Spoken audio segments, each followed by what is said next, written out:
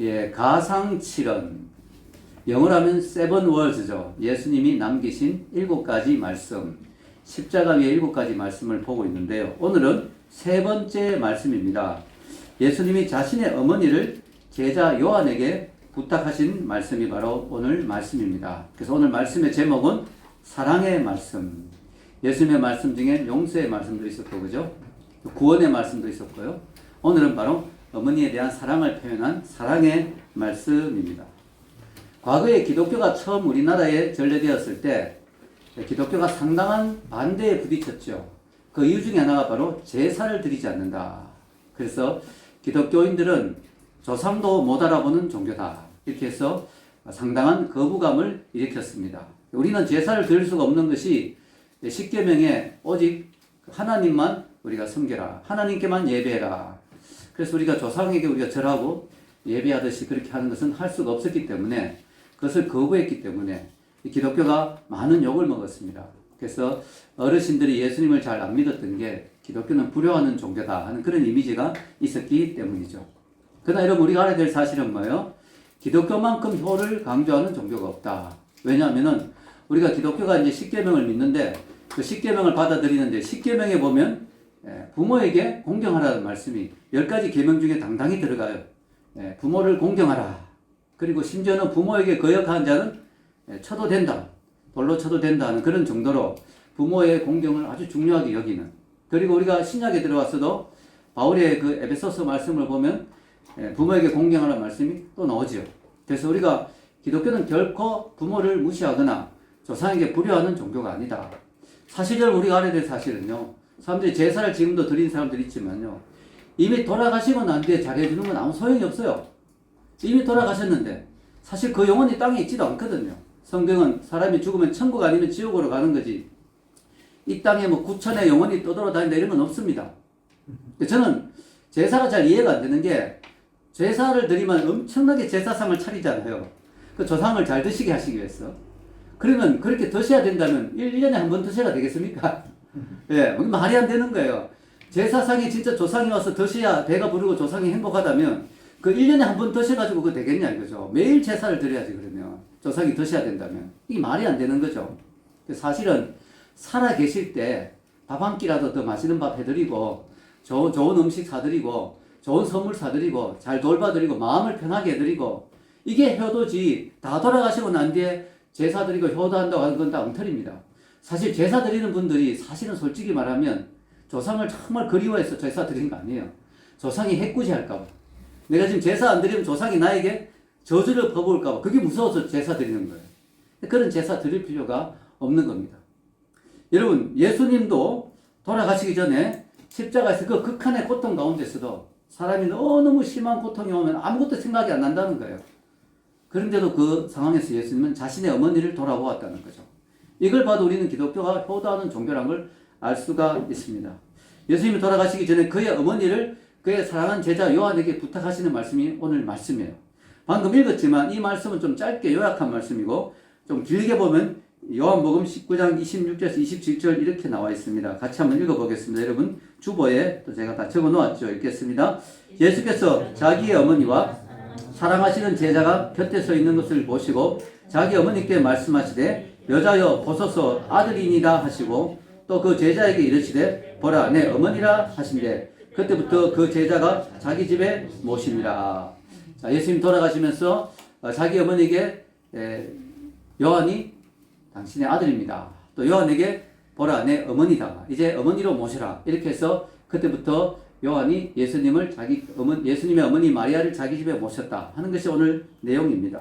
자, 예수님이 돌아가시면서 정말 7말씀, 너무너무 중요한 7말씀 중에 왜 이 말씀을 하셨을까? 3가지 이유를 저는 오늘 말씀드리고 싶습니다. 예수님이 마지막 십자가에서 왜 어머니를 부탁하는 이 말씀을 했을까? 3가지 이유. 첫째는 그 어머니 마리아를 위해서. 자신의 어머니인 마리아를 위해서입니다. 자신의 어머니 마리아. 이 마리아는요, 인간이 누릴 수 있는 최고의 영광을 누렸죠. 그게 뭘까요? 자기 몸으로 구세주를 잉태해서 탄생하게 하는 그 일에 쓰임받는 것. 우리가 하나님의 뜻에 따르고 하나님의 일에 쓰임받고 하나님의 사명을 이루는 것은 얼마나 영광입니까? 근데 정말 영광스러운 그 누구도 할 수 없었던 최고의 영광스러운 그 사명을 이루었어요. 인간으로서는 최고의 영광을 누렸죠. 구세주를 잉태해서 태어나게 하는 그 일에 자기가 쓰임받았다. 이것은 너무나 큰 영광입니다. 그러나 뭐요? 그 영광에는 또 큰 아픔이 있었습니다. 큰 고뇌가 있었습니다. 왜냐? 그 예수님이 그 길이 고난의 길이거든요. 그 길이 십자가의 길이거든요. 그 하나님의 사명을 이루는 길이 너무나 아픈 길이거든요. 그래서 그 어머니 마리아가 옆에서 같이 아픔을 느낄 수밖에 없었던 거죠. 놀라운 사실은요, 이 일이 이미 예언이 됐다는 거죠. 마음의 준비를 하나님이 시키신 것 같아요. 예수님이 8일째 되었을 때 유대인들은 8일째 아이를 할례를 합니다. 그죠? 그래서 할례를 하기 위해서 또 정결 예식을 하기 위해서 이제 예루살렘 성전에 그 어머니와 아버지 요셉이 같이 이제 올라가는데 거기서 시몬이라는 사람을 만나게 됩니다. 이 시몬이 또 대단한 사람이죠. 이 사람은 노인인데 아주 경건한 노인입니다. 기도를 많이 하는 분이에요. 그러다 보니까 너가 죽기 전에 구세주를 볼 거다 하는 그런 예언을 들었어요. 여러분 나이가 많이 들면 그냥 더 이상 살기 싫고 빨리 가고 싶을 때가 있어요. 왜냐하면 신앙이 있으면 천국 가니까. 근데 시몬은 자기도 이제 빨리 죽고 싶은데 이 구세주가 안 나타나니까 죽을 수가 없는 거예요. 저희 할머니도 100세까지 사셨는데 100세쯤 되니까 지겨우시더라고요. 하나님 날 잊어버리셨나 이러시더라고요. 빨리 가시고 싶은데. 근데 시몬도 빨리 가고 싶은데 구세주가 안 나타나는 거예요. 왜냐하면 구세주를 보기 전까지는 죽지 않을 거라고 그런 암시를 하나님의 그런 감동을 받았거든요. 근데 어느 날 보니까 저기서 어떤 아기가 오는데 구세주야 구세주. 성령의 감동을 알게 되는 구세주야 구세주. 그 아기를 다 받아 안고 이렇게 이야기합니다. 자, 여러분 읽어보겠습니다. 누가복음 2장 34절에 35절 읽겠습니다.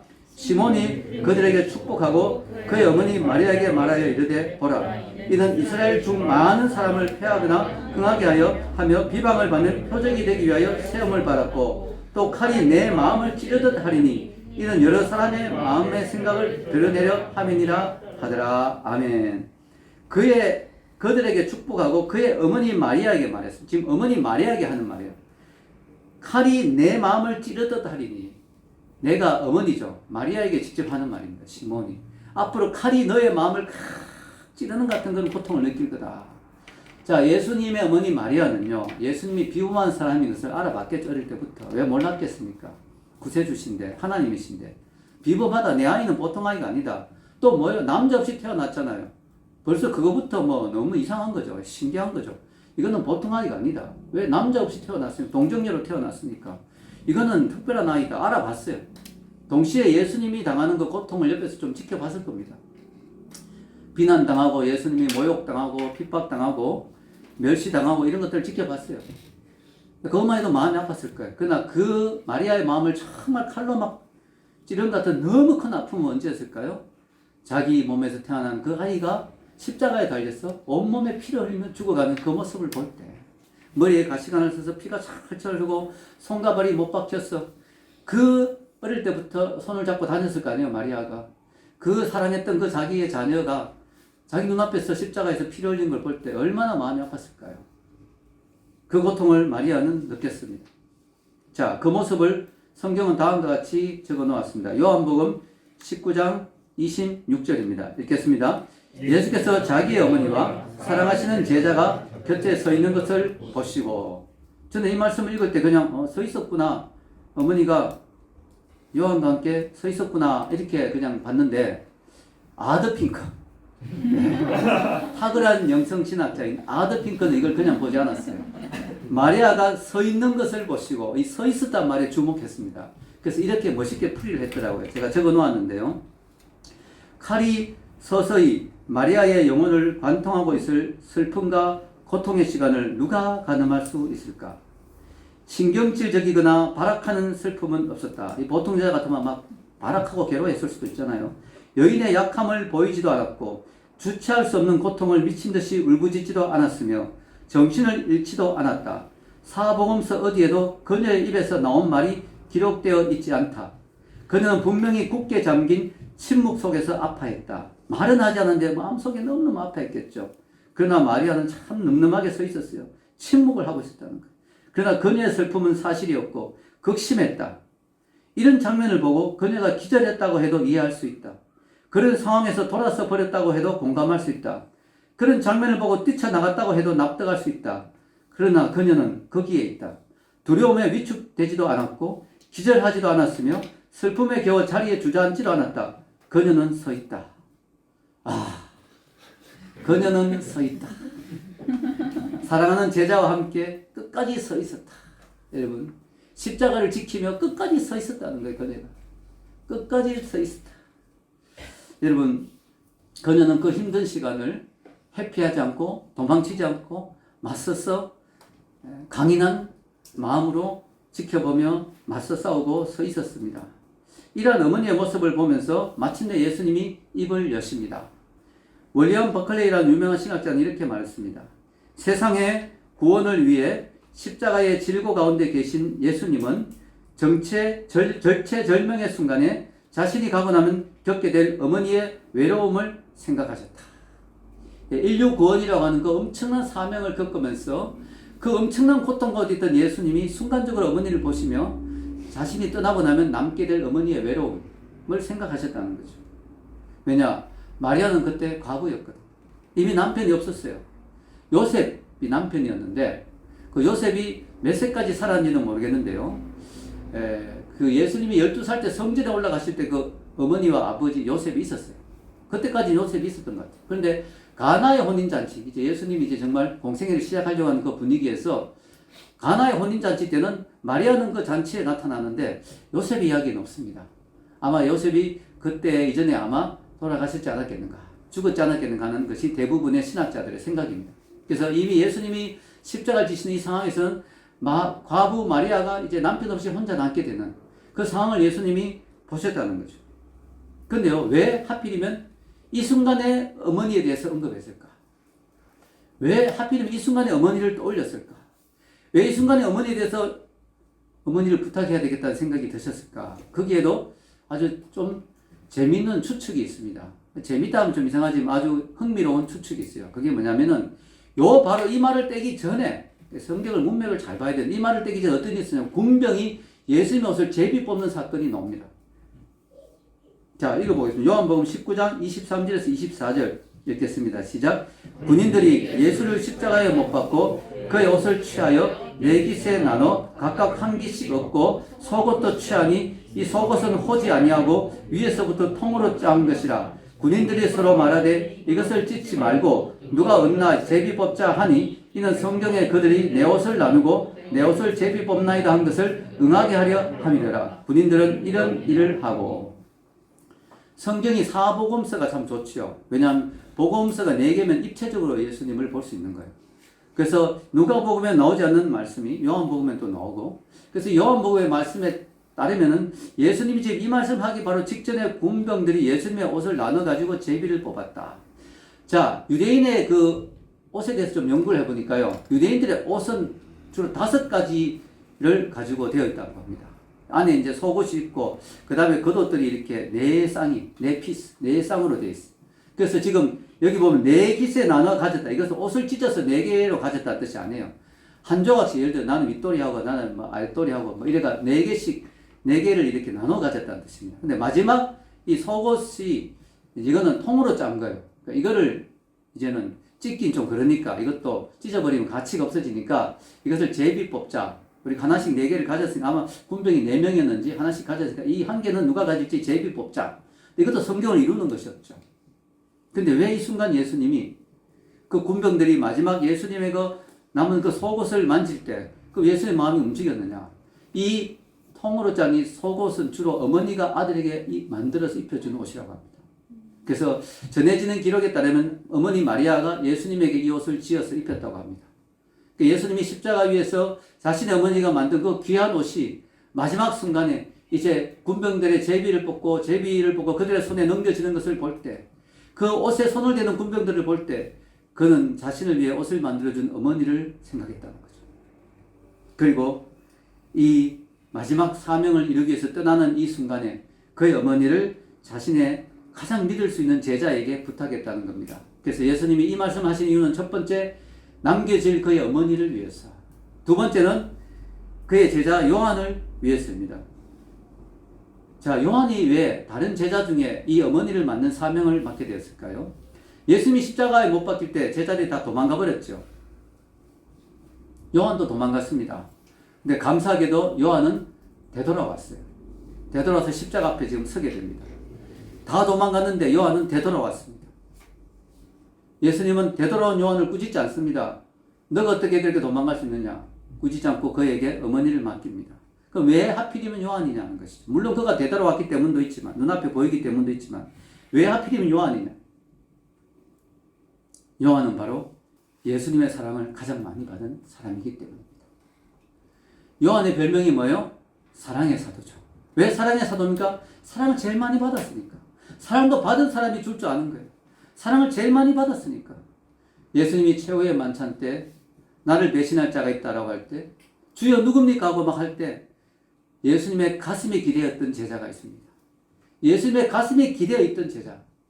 그게 요한입니다. 요한. 즉 요한은 예수님의 심장에 가장 가까이 간 사람이에요. 예수의 마음을 가장 잘 아는 사람이에요. 예수님의 사랑을 가장 많이 받은 사람이에요. 그러니까 요한은 예수님의 사랑을 가장 많이 받았기 때문에 예수님의 어머니를 가장 사랑으로 대할 수 있는 사람이었다는 것입니다. 여러분, 요한이 처음부터 이런 사랑의 사도는 아니었습니다. 여러분 아시지요? 그 유명한 사건. 예수님이 사마리아에 갔는데 사마리아 사람들이 예수님을 영접하지 않아요. 그러니까 요한이 그 형제 야고보하고 두 사람이 좀 성격이 급합니다. 화가 납니다. 그래가지고 이런 말을 하죠. 성경 기록에 남아 있습니다. 누가복음 9장 54절 읽겠습니다. 우리가 불을 명하여 하늘로부터 내려 저들을 멸하라 하기를 원하시나이까. 아, 진짜 성질이 너무 무섭습니다. 아니 이것들이 우리 주님을 몰라보고 주님을 영접 안 해? 주여, 주님의 능력 제가 알지 않습니까? 우리 당장 기도하면 불이 떨어지는 거 압니다. 주님, 이것들에게 불을 내리도록 지금 명하시기를 원하십니까? 뭐 이런 식으로 할 정도로. 그래서 예수님도 그의 별명을 지었어요. 우레의 아들. 우레의 아들. 너무 막 성질이 막 번개 같고 불 같고 막 천둥 번개 같고 막 벌컥벌컥 막 성질이 나오고 이런 그런 게 있다는 거예요. 근데 여러분 놀라운 건요. 이런 요한이 이런 성질 급하고 이런 요한이 말이죠. 예수님의 사랑을 많이 받고 훈련을 받고 연단을 받고 고난을 겪고 하다 보니까 너무너무 부드럽고 사랑이 많은 사람인데 사랑의 사도가 된 거예요. 할렐루야. 요한이 여러분 사랑의 사도가 됐어요. 요한은요 제일 오래 살았습니다. 제자 중에. 요한이 몇 세까지 사신지는 혹시 아세요? 90이 넘게까지 살았어요. 요한이 사랑의 사도인데 90이 넘게까지 살았습니다. 그래서 예수님이 아니 맡기면 자기 어머니를 맡기면 일찍 숭배해버리면 또 안 되잖아요. 그러니까 예수님은 아신가 요한이 오래 살 것을. 그 요한에게 예수님이 맡기신 거죠.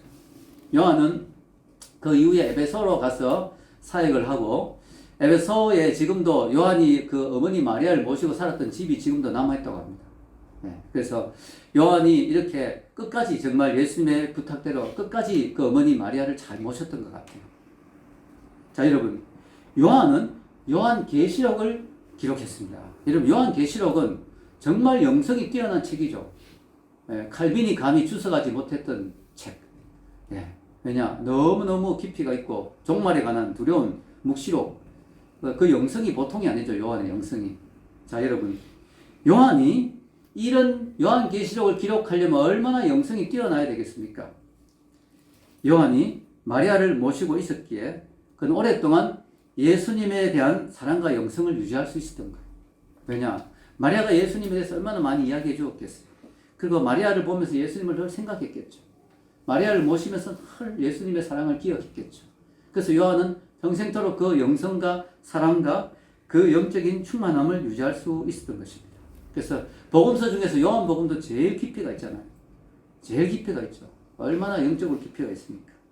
아더 핑크는 다음과 같이 말했습니다. 역시 아더 핑크입니다. 읽겠습니다. 경이롭고 영광스러운 일이 요한을 기다리고 있었다는 것을 명심해야 한다. 수년 후에 예수님은 영광스러운 묵시 속에서 이 제자에게 자신을 드러내실 것이다. 계시의 시간을 기다리는 30년 동안 구주와 가장 친밀하고 깊은 관계 속에서 살았던 그녀와 계속 함께 있는 것보다 더 훌륭하게 계시를 준비하는 방법은 없었을 것이다. 그러므로 이 두 사람 마리아와 요한이 함께 있는 것이 타당한 의미가 있다는 것을 알 수 있다. 참 예수님은 대단하신 분이죠. 아셨던 거예요. 나중에 언젠가 요한이 나이가 늙어서 아주 노인이 되었을 때 내가 그에게 다시 나타날 거야. 그때 나는 하늘의 계시를 줄 거야. 요한을 그때까지 영적으로 잘 준비시켜야 되겠다. 요한을 위해서도 예수님이 이 말씀을 주신 겁니다. 세 번째는 새로운 관계를 위해서입니다. 자, 예수님이 단순히 어머니와 요한을 연결시켜 주신 것은 둘이 서로 의지하며 살아가라. 단순히 이런 단순한 가족 관계가 아니라 새로운 영적 관계를 맺어주기 위해서라는 거죠. 새로운 영적 관계를 맺어주기 위해서. 여러분, 그래서 예수님은 마리아를 어머니라고 안 부릅니다. 여러분, 놀라운 것은요, 사복음서를 샅샅이 조사해 봐도 예수님이 단 한 번도 자기 어머니 마리아를 어머니라고 부른 적이 없어요. 놀랍죠? 왜 그럴까요? 그것은 바로 어머니와의 관계가 공생애를 시작하면서 이제는 더 이상 엄마, 아들 이런 관계가 아니라는 거죠. 다른 영적 관계로 다른 레벨로 바뀌었다는 거죠. 그래서 어머니라고 안 부르고 뭐라고 불러요? 여자요. 우리가 잘 모르면 되게 건방지다. 자기 어머니가 여자요. 그래서 제가 조사를 해보니까요. 이 여자여라는 말이 헬라로 귀나이인데 귀나이. 이게요, 왕의 왕비, 왕후에게 쓰는 말입니다. 아주 여자를 높이는 말이에요. 여자요.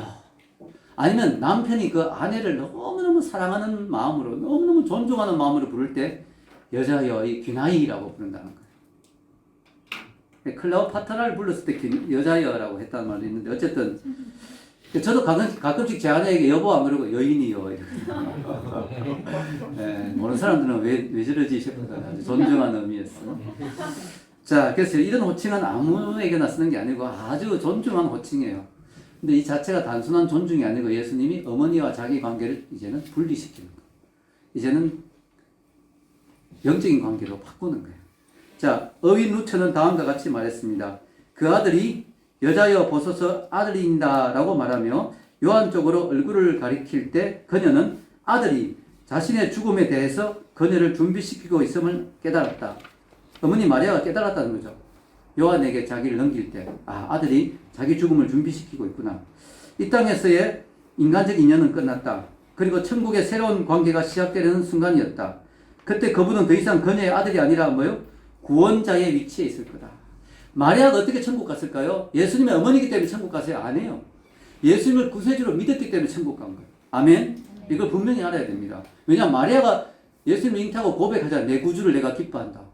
예수님을 구주로 믿었던 거예요. 그래서 천국 간 거지 예수님의 어머니이기 때문에 천국 간 게 아니에요. 이거 분명히 알아야 됩니다. 여러분, 예수님의 마리아를 어머니라고 안 부르는 건 정말 대단한 거예요. 왜냐?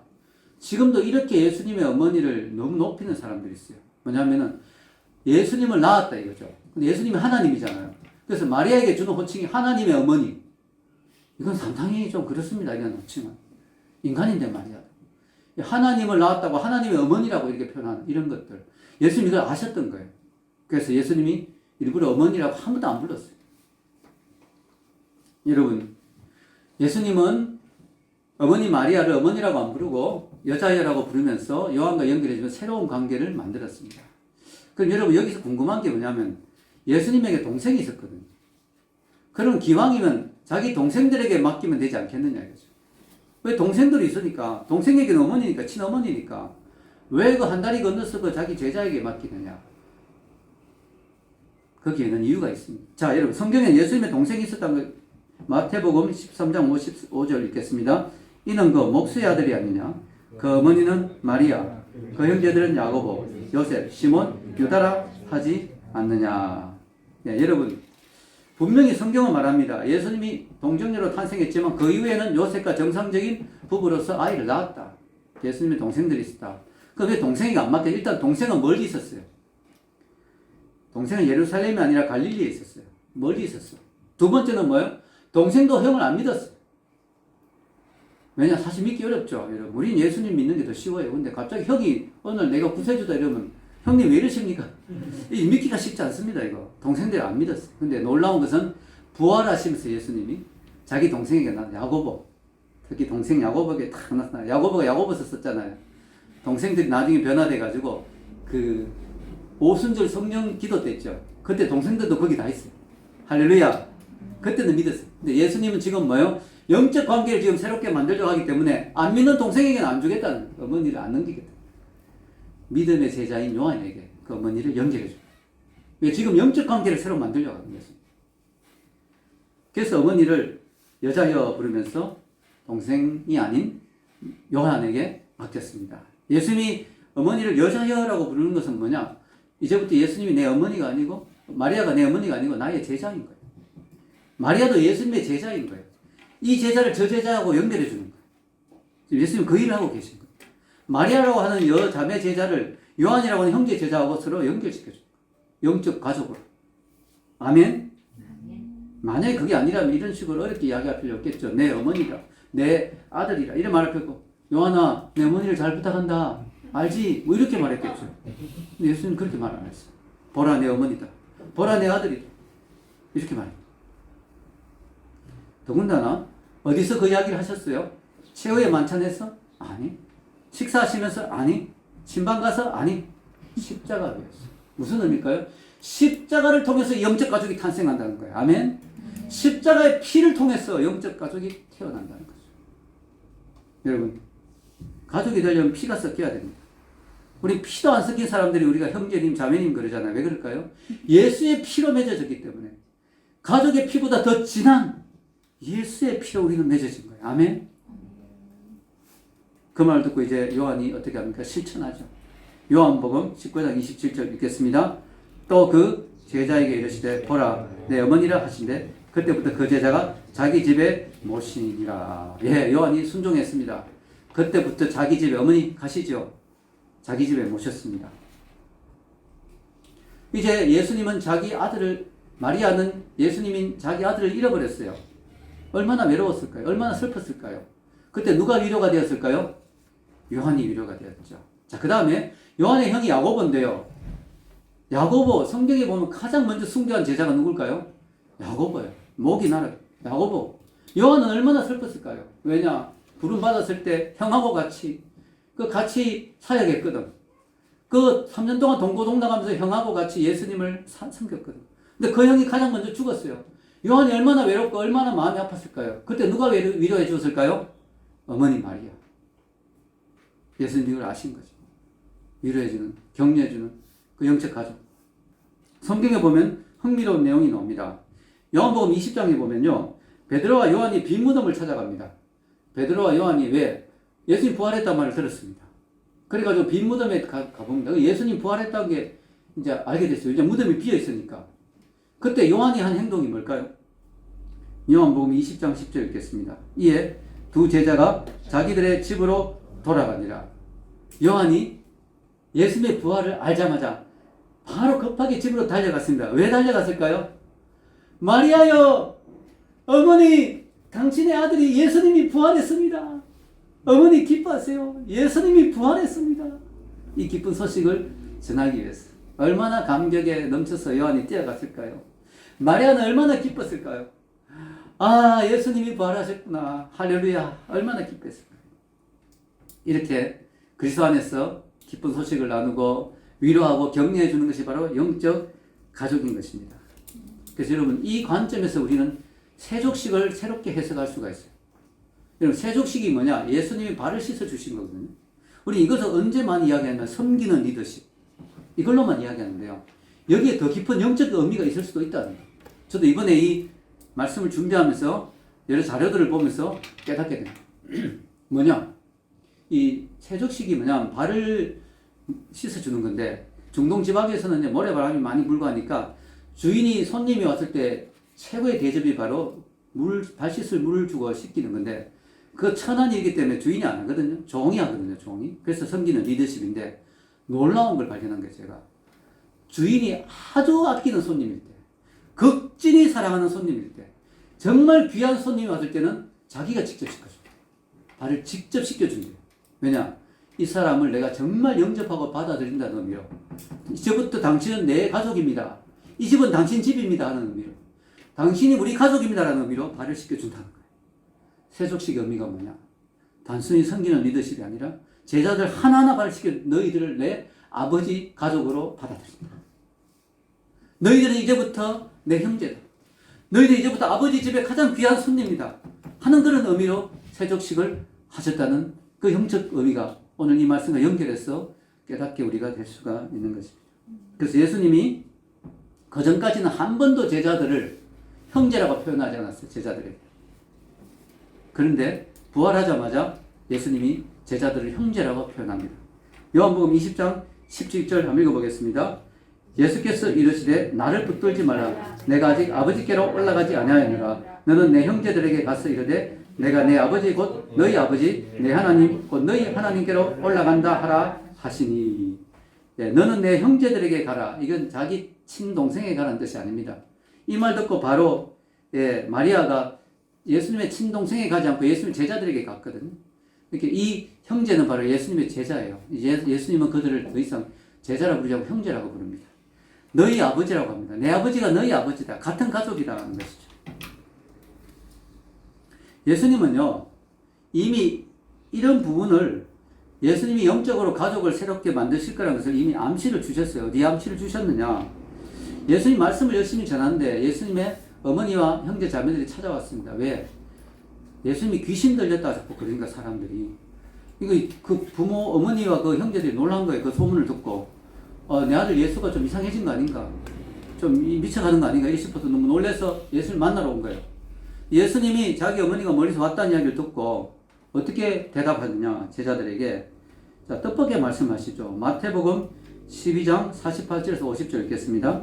말하던 사람에게 대답하여 이르시되 누가 내 어머니이며 내 동생들이냐 하시고 손을 내밀어 제자들을 가리켜 이르시되 나의 어머니와 나의 동생들을 보라. 누구든지 하늘에 계신 내 아버지의 뜻대로 하는 자가 내 형제요 자매요 어머니이니라 하시더라. 아멘. 이미 여기서 벌써 오늘 말씀에 대한 암시가 나오죠. 이미 파격적이죠. 누가 내 형제냐? 누가 내 어머니냐? 들으면 섭섭하실 수도 있어요, 어머니가. 근데요, 그 어머니를 무시해서 하는 소리가 아닙니다. 예수님이 지금 새로운 패러다임을 주시는 거예요. 이제부터는 아버지 뜻대로 예수님을 믿고 십자가를 믿고 예수 그리스도를 믿고 아버지 뜻대로 살려고 하는 그들, 그리스도인들, 하나님의 자녀들. 그들이 이제 내 형제요. 내 어머니고 내 아버지, 내 형제가 된다. 그리스도 안에서 한 가족이 된다는 거죠. 파격적입니다. 그죠? 여러분, 인생은 그 자체가 고독한 겁니다. 여러분, 인생은 고독해요. 어떤 사람은 결혼하면 고독하지 않을 거라 생각하는 사람인데 착각입니다. 왜냐? 이건 존재론적인 고독이기 때문에 결혼한다고 되는 게 아니에요. 결혼하면 더 고독할 수도 있어요. 부부싸움하면. 여러분, 중요한 건 뭐냐? 인생 자체가 고독이에요. 거기다가 신앙의 길은 더 고독이죠. 왜? 알아준 사람이 없고 때로는 핍박하고 멸시하고 무시하고.